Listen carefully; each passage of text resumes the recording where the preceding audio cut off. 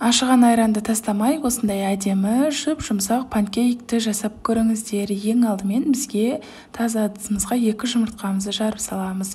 Үстінен 3 ас қасық қант салдым. 2 ас қасық салуға да болады.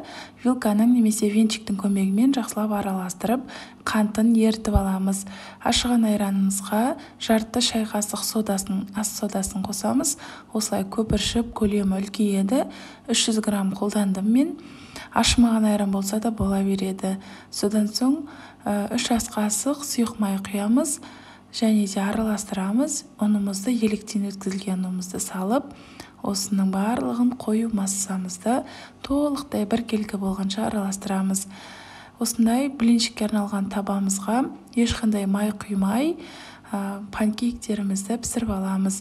Көріп тұрғандарыңыздай беті көпіре бастап, кішкене кебе бастайды. Сол кезде екінші жағын аударып, осылай реттілікпен пісіріп аласыздар. Өте күшті айраннан жасалған панкейк жұп-жұмсақ болып шығады, ал сүттен жасалған панкейк кішкене тығыздау болып шығады. Осымен панкейк дайын болды. Міндетті түрде жасап көріңіздер. Рецепт ұнаса комментарийге керемет деп жаза кетіңіз. Ас болсын баршаңызға.